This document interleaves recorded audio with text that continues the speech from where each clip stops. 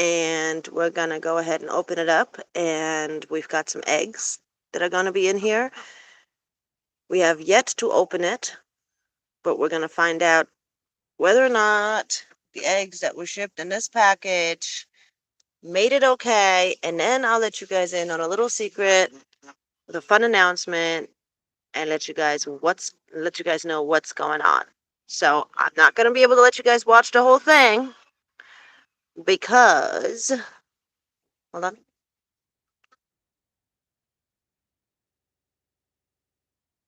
Cover the number on the side boots.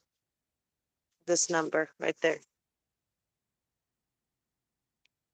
The package is still closed, and I'm not going to be giving out our private address, of course, but we're going to be able to show you guys what we've got in here. So 1 second, I'm going to open it, and then I'll let you guys see what's going on and explain further. 1 second. I'm going to open the sides real quick. Now, this is a package that came from a very awesome lady that's all the way in Utah. She's an amazing lady. She has beautiful, beautiful birds.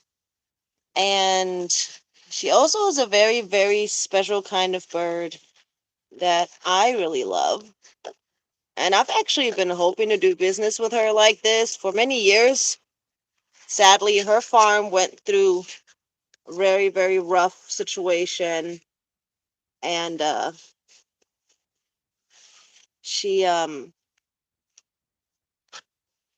were some delays because something had happened to her farm. So, point number one, what's really important is that whenever you're dealing with a legal breeder of a special bird breed, is that either prior to receiving the item or when you receive the item should be the absolute latest where you get this. You should be receiving legal documents. So these documents right here that are in here will basically function as they will function like my permit, like a permit for the federal government. There are many different animals that we cannot keep without having special documentation to prove that we've obtained these animals legally, because either we have them living in our own wild domestic nature or not domestic. Either we have them living here in our nature, like they're generally animals that you can find in the wild, or these animals are protected for one reason or another, like for an example, they're endangered, or if they get loose, they could become invasive, as in they have a very easy time surviving in the wild in your location. And for many different reasons like that, you require documentation and paperwork and require to be registered with your state or with the feds to keep these animals. Some are state level, some are federal. So it's important to be aware of what animal species and breed that you're purchasing, and that you know if you require to have those documents. In here are going to be some eggs. And these eggs, guys, I have wanted for years. I'm really hoping that they survive the transport. This lady has done a really great job packing them. This is a great way of packing them. They've got lots of cushioning happening here. And right here, we have egg number 1. So let's go ahead and open it. You want to try to open it? Sure. Here, and do that right here, actually. So you want to find the tape areas and then just kind of go through it. Be nice and gentle and careful. Now, once you've received eggs in the mail, the general rule is that you want to let them rest in a certain position, which I'll show you guys how, for at least 24 hours, because likely they were moved, potentially even somewhat shook. The biggest risk that eggs actually experience when they're being transported in the mail is actually not being dropped and broken, which is generally the one that most people are worried about. But yeah, Let's hope that they didn't break. Here, go ahead and cut right here. But rather that these eggs were shook too much. Now, one of the ways you can help a shaken egg somewhat recover, if it was not, basically when they're shook, there's a few things that can happen. You can break the yolk, kind of basically turning the egg into a scrambled egg internally. And when that happens, the egg is often not savable. But if it is only shook a little bit, you're going to need to cut it bigger, sweet girl. All right. Right across there. And yes, these are goose eggs. And guys, they're Canada goose eggs. Canada goose eggs.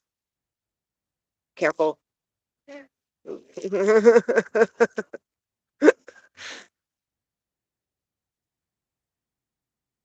My daughter is my super awesome helper who is often involved in a lot of the things that we do. This to me is better than any diamond ring. Okay. My husband, he supported me in purchasing these and actually pre-ordering them last Christmas. Um, there's a special sale that this lady from this company actually had going on because she happened to have some extra eggs this year. So because I've waited many years to work with her and have been loyal to her and have advertised her and sent her some customers and such, she's been so nice to work with me and actually give me some extra eggs for a special discount, which is super special. So as I mentioned before, they're what kind of eggs, Boots? A Canadian. Not Canadian. They're not Canadians. It's actually kind of funny. Most people can get really mad if you call Canada eggs Canadian. Like, not just the eggs, just the birds. If you call them Canadian birds, because they're not Canadian goose. It's either a Canada goose or Canada geese. It's never a Canadian goose or geese. People get really mad about that. I think it's kind of funny. Do you want to cut the next one too? Sure. Okay. And what we're doing now is we're checking the eggs. So once we've got all these eggs unwrapped, the next step is actually going to be to let these eggs sit and rest for at least a day. Keep in mind, when birds, just make sure you don't press against the egg, okay? Trying not to. Trying to figure out why, stupid. Well, I mean, in the egg's defense, we don't have the best scissors. All right, let's see, right here. You could cut across right here. I don't know where right here. Here, stick the scissors in where my finger is in. Just like that. Go ahead.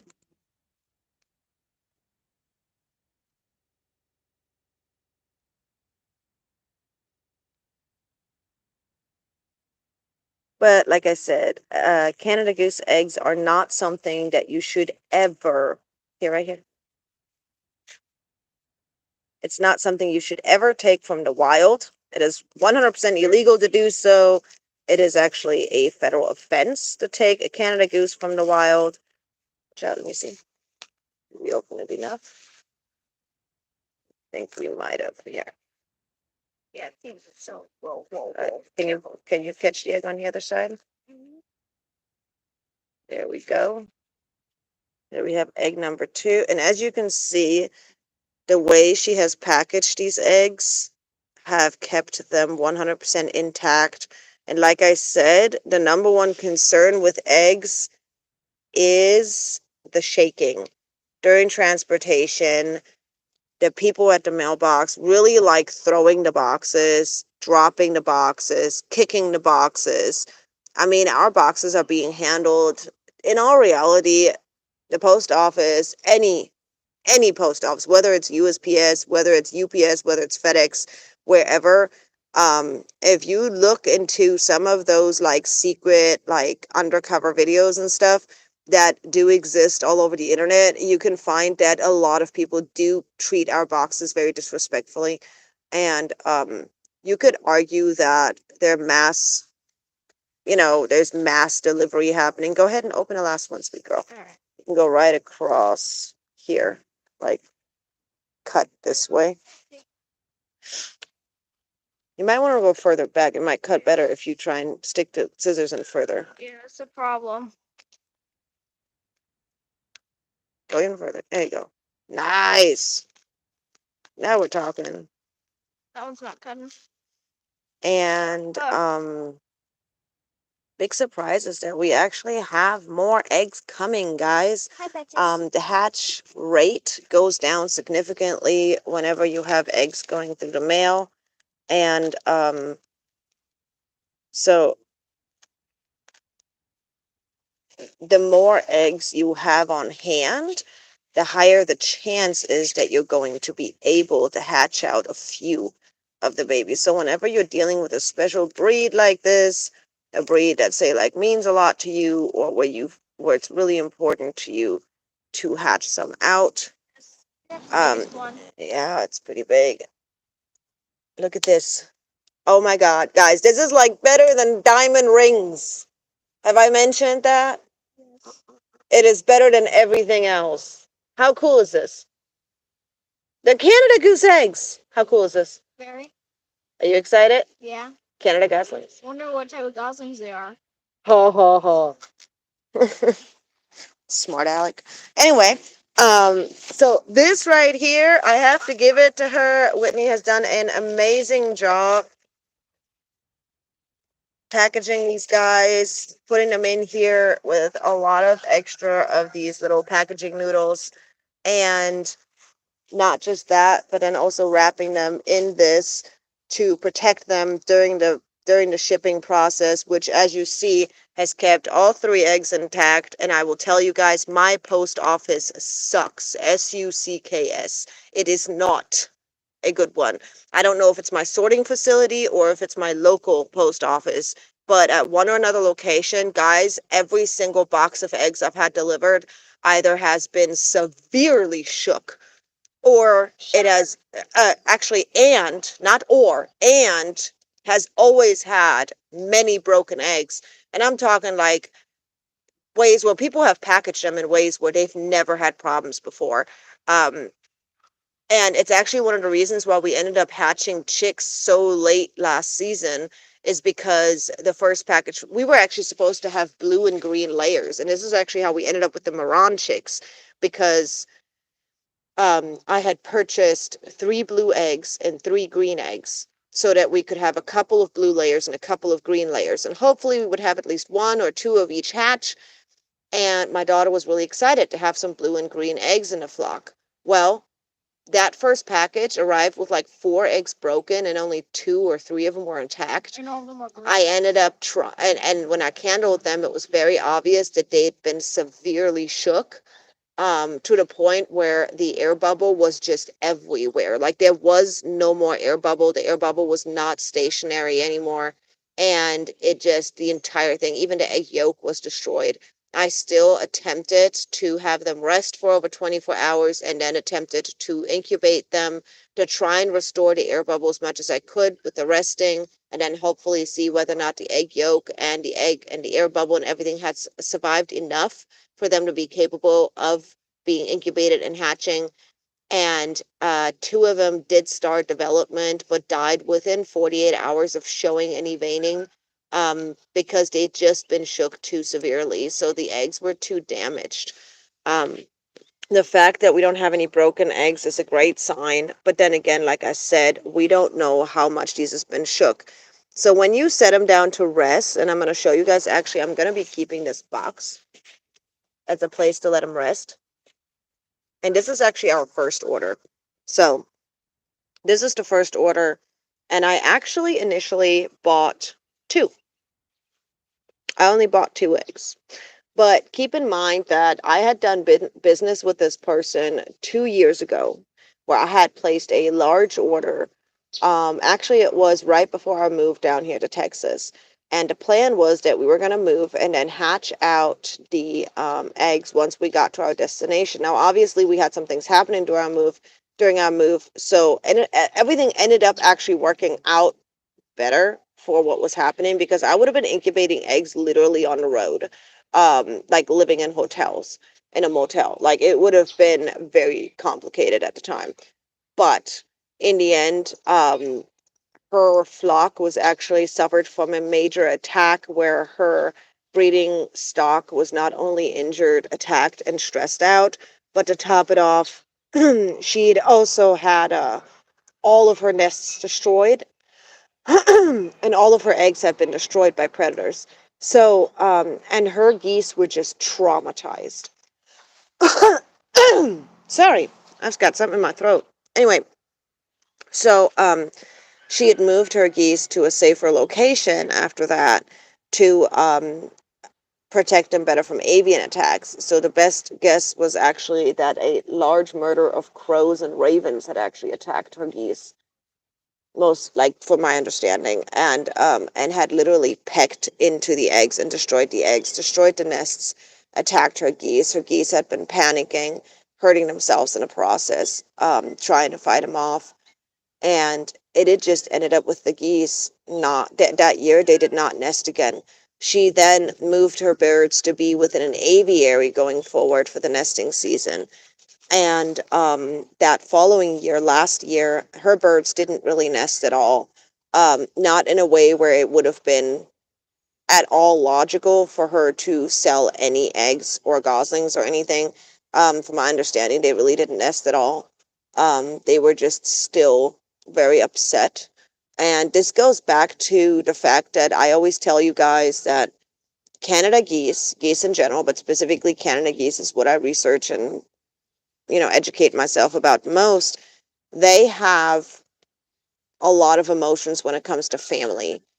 These are very emotional animals. These are very family oriented animals. And in this case, the birds had lost their nests. And in the bird's eyes, so a Canada goose or a goose that loses, like a Canada goose that loses a gosling, will mourn that gosling. But a Canada goose that loses a nest or an egg will mourn that nest or that egg to the same level as it will mourn its gosling.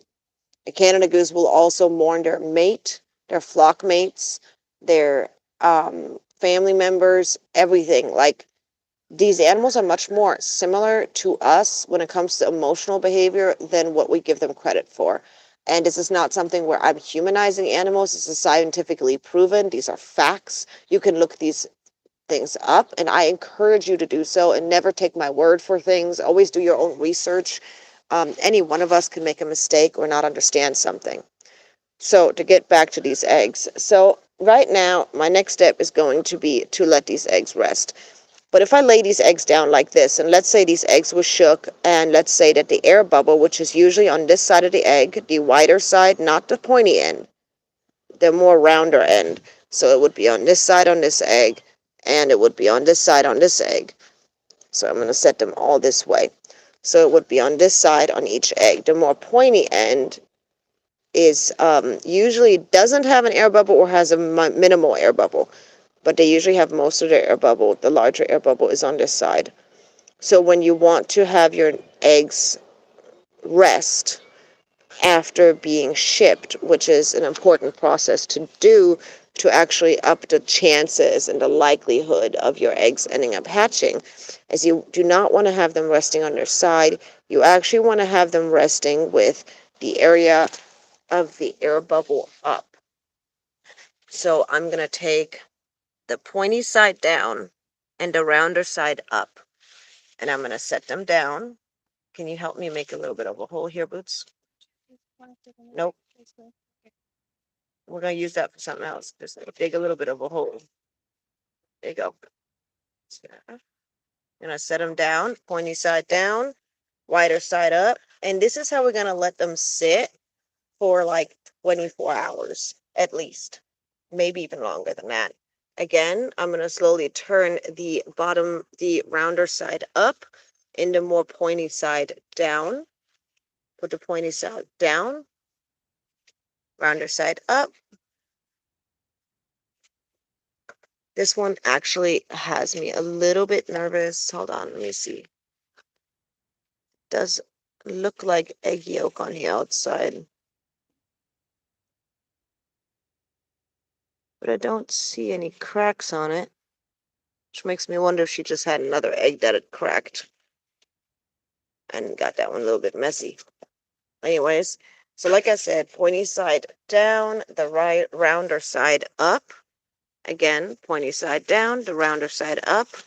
And then we're gonna let these eggs rest for over 24 hours. Keep in mind that any egg from waterfowl and chickens does not have to be incubated immediately, depending on the age of the egg. And you want to make sure that you communicate with whoever's sending you eggs to let you know how long ago the moms laid the eggs, because most eggs need to be incubated approximately by the latest, it's 2 weeks from the moment they were hatched. So that's how much time you have where you will likely not lose the fertility of the egg and the likelihood of it hatching. So for most rules that I've come across will tell you that you have up to 2 weeks. In some cases, people will tell you have up to 3 weeks even to incubate the eggs, but generally the 2 week mark is considered, in average, the latest mark to start incubating an egg, where you'll start losing the likelihood of an egg developing and successfully making it to hatch day. Now, anybody will tell you that, like, I'm sorry, not anybody, but most of my research indicates that the first week is the best bet. So, like, that the fertility of the egg starts slowly going down, or the chances of the egg developing when you start incubating them slowly starts getting lesser after day 7. So, the first week, you can pretty much wait a whole you can pretty much wait a whole week from the moment they were hatched to starting to incubate them without really changing the chances of hatching. Again, this is just based on what I've read, from what I've found. I always encourage you guys, do your own research. Do not take my word for it. It's important that we all inform ourselves and that this becomes normal for people to educate themselves and not just take other people's word for stuff. Because I think that we've gotten so used to learning from other people on the internet that a lot of us don't take the time or don't bother to look up the facts and the information ourselves, which results in us taking in a lot of knowledge that is false or partially false or misconstrued or changed in a way where it benefits one thing or another, or maybe even is negative towards one thing or another, because it's been warped by, simple things like, not even necessarily intentionally, because see, a fact can be warped by intention or by perspective or by personal opinion, anecdotal input.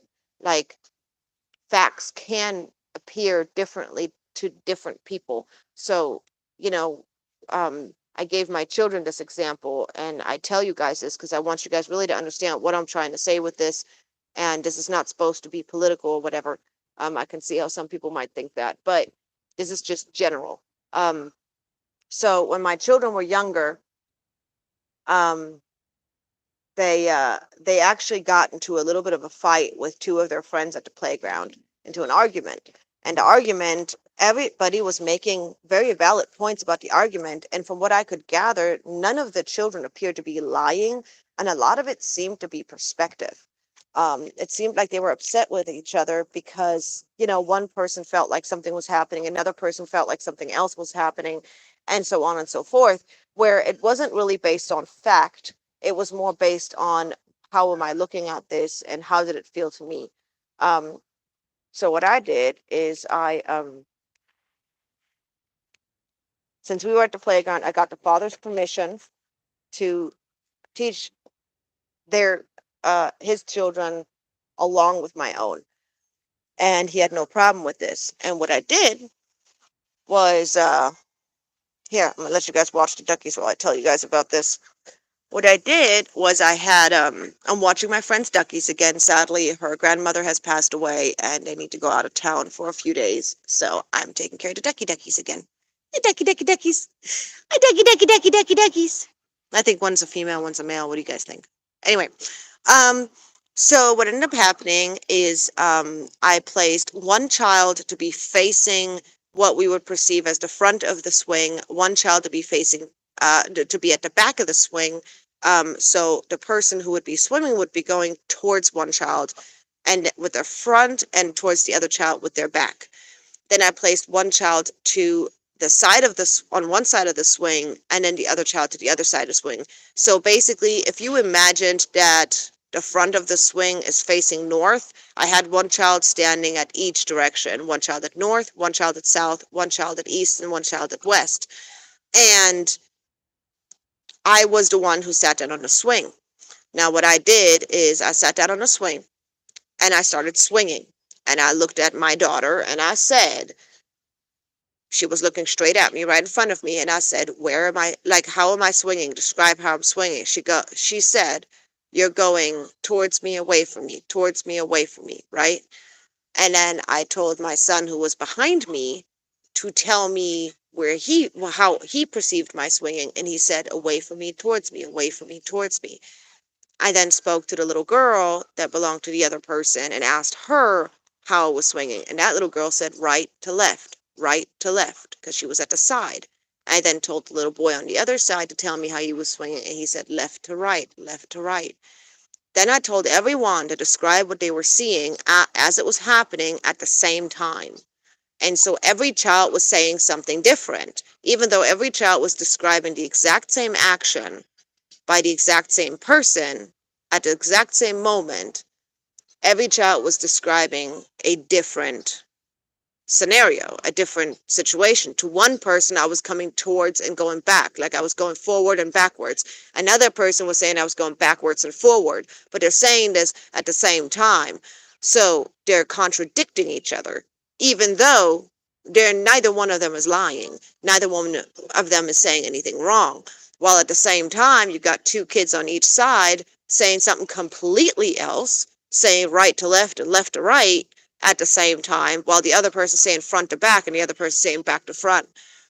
And what I did this for was to let the children know that we go through life always seeing things from our own perspective, right? Like, to me, the swing might be going left to right, left to right, left to right. But that's because of where I'm standing. And it does not occur to me that when somebody contradicts me, that they could potentially simply be standing at a different location, looking at the same situation as me from a different perspective. So now I feel like the person is trying to warp what I'm saying. I may feel attacked. I may feel like that person is trying to manipulate me. I may even feel like that person is intentionally lying. And none of those things are the case, because in our reality, they're just looking at the situation from a different perspective, right? And they're still telling the truth. That's an example that I've liked using going forward, even because it kind of applies to many different things. To me, when I research stuff, I'm looking at it and I'm going, okay, it's going right to left, right to left, right to left, based on my anecdotal position, my anecdotal life, my experiences, everything me personally has experienced, everything I do and I perceive and the way I live. This is how this particular fact applies to my world, my animals, and my life. But it may not apply to you that way. It may not apply that way to many different people. There can be many other factors that can come into play. And on top of that, based on my perspective, I could be understanding something in a wrong way, or could be seeing something from the wrong perspective when it really is supposed to be different. And I could be making a mistake when I share information or knowledge that I'm not even aware of, because we often are manipulated and we often are basically are looking through things through the goggle of our own world, right? Like from our own bubble, and it warps the things to apply to us specifically, and that might cause a problem. A common example people like to use is the musical chairs, or not musical chairs. Melody, what's it called when you sit in a big circle and the one person whispers something in one person's ear, and that person whispers something to the other person's ear, and it's like 20 people in a circle, and by the time it gets back to the original person, they're saying something completely else? You're not sure? I forget what it's called, but there's that game that they often show kids in kindergarten where, and they explain them rumors, and how rumors are often get misconstrued over time because as it's spread from one person to another, one person may say a word differently. One person may misunderstand a word. One person may not hear it right. One person may, you know what I mean, explain the word different. One person may try to say the same thing, but say it in a different way. And the further you go as the people spread it from the original source, the further you get away from the original source, the more likely you're going to end up being told something very different than what the original person said, even changing the entire meaning and the rule or the fact fundamentally. And that's what I'm getting at, is that all these things apply in these situations. So whenever I share my videos and I talk about my birds and I share information on how it works, I want you guys to know that I am 100% always encouraging you guys to go and get your own information from the source. Do not take my word for it. Um, I am just a woman who loves her birds and who is wanting to share what we do as a hobby, and that we do because we love birds, with you guys, and share with you guys what I've learned and what I find and what I observe. But but that does not mean that everything I say is always going to be correct, and that doesn't mean that I don't make mistakes, and that the facts that I share with you guys shouldn't be confirmed. Anyway, so I hope that this video helps you guys in any way that you need it to. That this live helps you guys out when it comes to figuring out what you need to do when it comes to potentially adding some special breeds of birds to your flock, and lets you guys know where to start when you're doing your research. So in this case, if you're getting a special breed that potentially requires certain permits or certain pieces of paper or proof of purchase, like for an example, the Canada Goose in the US is legal to keep as a pet. Yes, it is. It is also legal to breed of Canada Goose in the US, but these things only apply if you have the proper paperwork and you have gone through the proper steps to become either a legal Canada Goose keeper or a legal Canada Goose breeder. Those are two separate things. They are not one thing. I am a keeper, not a breeder at this time. I do not have that. This does not mean I can't breed my own stock. It means I cannot sell or give away. Like I'm not a breeder. I can't hatch out Canada goslings and then sell them to people. I can't sell people eggs. For that, I need to have legal documentation, and a special permit to be allowed to breed and sell Canada geese. And that applies to a lot of different breeds and species. And it's important that you get your paperwork with your animal or with your eggs, or that you get it before you get your animals or your eggs. And you always want to make sure that you understand that special breeds, like for an example, Canada geese, it is absolutely vital that you never purchase them from a person that you have not confirmed to be a legal breeder. It is vital that you make sure that that person is a legal breeder, and there's many ways to do so. Ignorance does not protect you from the law in the US. A lot of people don't realize that. Ignorance will not protect you from the law. Just because you didn't know does not mean that the law's consequences will not apply to you. It is our responsibility to educate ourselves and to find out what we need to do and what we are allowed to do and what we're not allowed to do. It's up to us to figure that out. And some things are harder to figure out. So for an example, with the Canada Goose, if you Google, can I legally keep Canada geese? Google will tell you no. That in the US, you cannot legally keep Canada geese. Google isn't always the answer. It takes much more research than that to find certain things. Google can give you specific answers about some things. It can be a good starting guide, but it's not always going to give you the perfect answer. Like, for an example, can you keep Canada geese in the US? No, you cannot keep Canada geese in the US.